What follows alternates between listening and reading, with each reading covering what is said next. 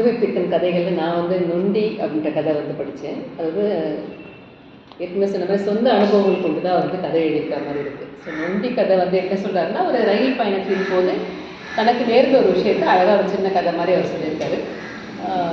பயணத்தில் வந்து ரொம்ப அதிகமாக ஆட்கள் இல்லை, அதனால் வந்து நல்லா தூங்கிட்டு போகலாம் அப்படின்னு சொல்லிட்டு தன் படுக்கையெல்லாம் வந்து ரெடியாக போட்டு வைக்கும்போது யாரோ ஏறுற மாதிரி திரும்பி கதவு திறக்கிறாங்க.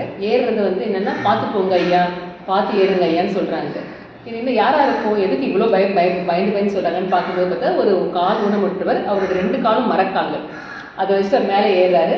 அவருடைய அந்த பெட்டி, அவருடைய அந்த பொருட்கள்லாம் மேலே இருக்கிறவங்க வந்து சொல்கிறான், ஐயா சாமான்லாம் அடுக்கி வச்சுட்டேன், 2 பெட்டியில் வந்து விளையாட்டு பொம்மைகள் இருக்குது, ஒரு பெட்டியில் துணிமணிகள் இருக்குது, ஒரு பெட்டியில் பட்சணம் இருக்குன்ற மாதிரி 5 பெட்டிக்கான என்னென்ன கொண்டு போகிறாங்கன்றத சொல்கிறாங்க. இவர் போகிறாரு, ஏறி உள்ளே உட்காந்ததுக்கப்புறமா கொஞ்சம் பீடி பிடிச்சிக்கலாமா அப்படின்னு கேட்குறாரு. இந்த கதை வந்து 1934 காலகட்டம் மாதிரி காட்டுறாங்க.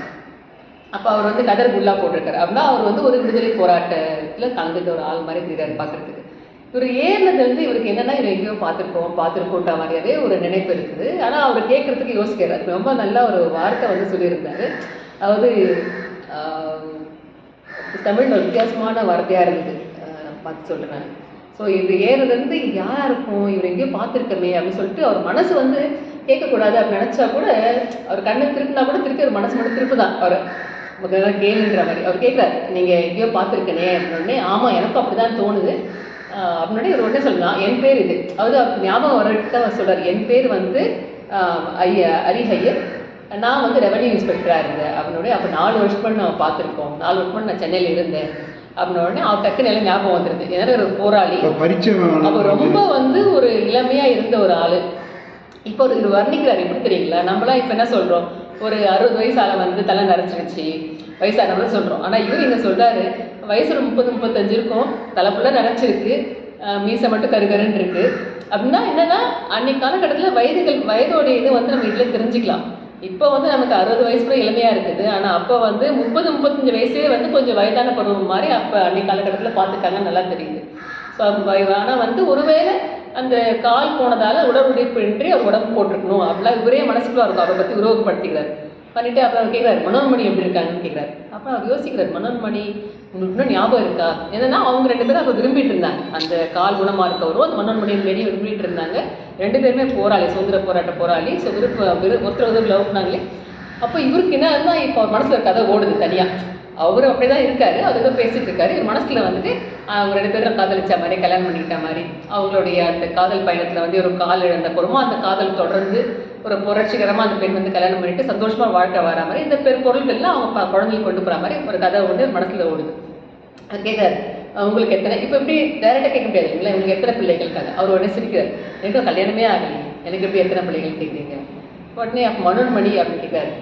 இல்லை, அவங்க வந்து ஆக்சுவலாக நான் இந்த பிரச்சனைக்கு அப்புறமா நான் வந்து இல்லை, அவங்க வேறு யாரும் கல்யாணம் பண்ணிட்டாங்களா அப்படின்னு கேட்டோடனே ஒரு பேரை சொல்கிறார். ஆமாம், அவங்க கல்யாணம் பண்ணிட்டாங்கன்னு சொல்லி. அப்போ அவர் யோசிக்கிறார், இந்த ப்ராப்ளத்துக்கு அப்புறம் பிரச்சனையானா அவங்க என்ன கல்யாணம் பண்ணிக்கிறதா சொன்னாங்க, ஆனால் அவங்களுக்கு தேவை ஒரு கணவர், எனக்கு தேவை வந்து ஒரு அடிமையோ இல்லை ஒரு தாயாக என்னை பார்த்துக்கிறதுக்கோ இல்லை ஒரு பெண் வந்து எனக்கு இது சேவை செய்கிற மாதிரி சேவைக்கு. ஆனால் வந்து என்னால் அவங்க தேவைக்கேற்ற கணவராக இருக்க முடியாதுன்ற ஒரு காரணத்துக்காக நான் இந்த கல்யாணத்தை வேணான்னு சொல்லிக்கிறேன். அதனால வந்து அவங்க இன்னொருத்தர் கல்யாணம் பண்ணி கொடுத்து இப்போ இதில் எடுத்துகிட்டு போகிறதுலாம் அவங்க குழந்தைங்களுக்காக தான். அந்த அம்மாவும் இப்போ உங்களுடைய இது லைஃப் அப்படி அப்படின்னு கேட்டபோது, அவருடைய கணவர் வந்து என் மேலே ரொம்ப பாசமாக இருக்காரு, அவரை திருமணம் பண்ணிட்டு ரொம்ப பாசமாக இருக்காங்க, அதனால் இதெல்லாம் நான் அவங்களுக்கு தான் கொண்டு போகிறேன்னு சொல்லி ரயில் நிற்குது. ரயிலில் கீழே 2-3 குழந்தைங்க நிற்கிறாங்க, புருஷன் முன்னாடியே நிற்கிறாங்க. இவர் இறங்குறாரு, இவர்கிட்ட இந்த மூட்டையெல்லாம் வாங்குறாங்க. அதில் அந்த சின்ன குழந்தை, ஒரு பெண் குழந்தை இருக்குது. அந்த பெண் குழந்தை வந்து இவருடைய அந்த கட்டை இது நொண்டிட்டு போகிற கட்டையை வந்துட்டு பிடிச்சிட்டே அந்த குழந்தை நடந்து போகிற மாதிரி. அதாவது இவர் அந்த குடும்பத்துக்கு ஒரு வகையில் ஆதரவாக இருக்காரு, ஒரு பில்லராக இருக்குது, சப்போர்ட்டிங் பில்லராக இருக்கார். அதை மறைமுகமாக சொன்னால் இறுதி வரியில் வந்து அவ்வளோ அழகாக வந்துட்டு அந்த பெண் பிள்ளை வந்து இவருடைய அந்த ஊன்றி கொண்டு போகிற கட்டையை வந்து பிடிச்சு கொண்டு நடக்குதுன்றது. அது எழுதணுன்ற அவசியமே இல்லை. ஆனால் எனக்கு அது வரியை படிக்கும்போது என்ன தோணுச்சு அப்படின்னா, அவர் அந்த குடும்பத்துக்கு ஒரு மறைமுக ஆதரவாக அவர் இருக்காரு. அதனால அந்த குடும்பம் வந்து நிம்மதியாக சந்தோஷமாக இருக்கிறதுக்கு ஒரு காரணமாகவும், தன்னுடைய காதலி அவள் கல்யாணம் பண்ணிட்டு குடும்பத்தோட பிள்ளைகளோட சந்தோஷமாக இருக்கணுன்றதுக்கு ஒரு மறைமுக ஆதரவு தராருன்ற மாதிரி கதை தான் நொண்டி. ஆனால் நிஜமாவே வந்து கதை வந்து ரொம்ப ரொம்ப அழகான ஒரு இதாக கொண்டு போயிருக்காங்க. கடைசி வரையை படிக்கணும்.